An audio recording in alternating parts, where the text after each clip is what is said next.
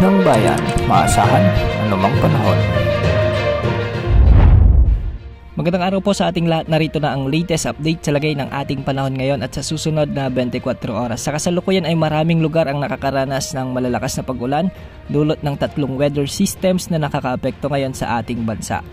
Una rito ang shear line na siyang nakakaapekto sa bahagi ng Metro Manila, Mimaropa, Calabarzon, Bicol Region, Eastern Visayas, sa may Western Visayas, kasama rin ang Bulacan, Negros Occidental at Cebu. Ang mga lugar na ito ay makakaranas ng maulap na kalangitan na may mga kalat-kalat na pagulan at pagkidlat, pagkulog.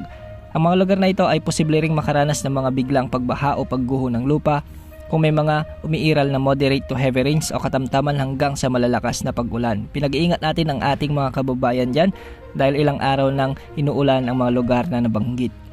Samantala, Intertropical Convergence Zone naman o ang pagsalubungan o yung banggaan ng malamig at mainit na hangin mula sa Northern at Southern Hemisphere ang siyang nagdudulot ng maulap na kalangitan na may mga kalat-kalat na pagulan at pagkidlat pagkulog sa may Sorsogon, Zamboanga Peninsula, Davao Region, Davao Occidental, Basilan, Sulu, Tawi-Tawi at Palawan. Pinag-iingat din natin ang ating mga kababayan dyan dahil posible rin ang mga flash floods at landslides kung may mga katamtaman at malalakas na pag-ulan.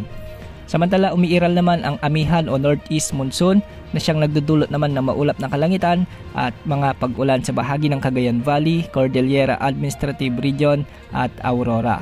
Hindi rin inaalis ang posibilidad ng mga biglang pagbaha o pagguho ng lupa, lalo na kung may mga umiiral na katamtaman at malalakas na pag-ulan.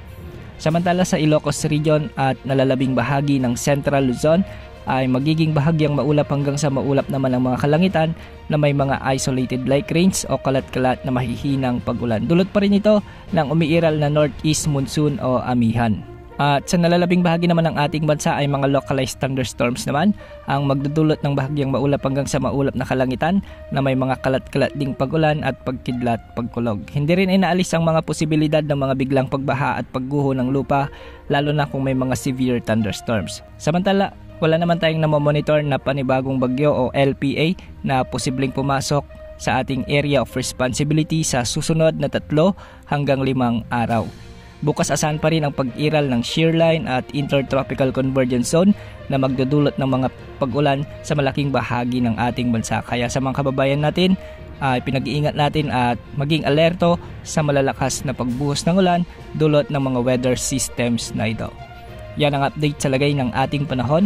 Ito po ang weather update ng bayan, maasahan anumang panahon.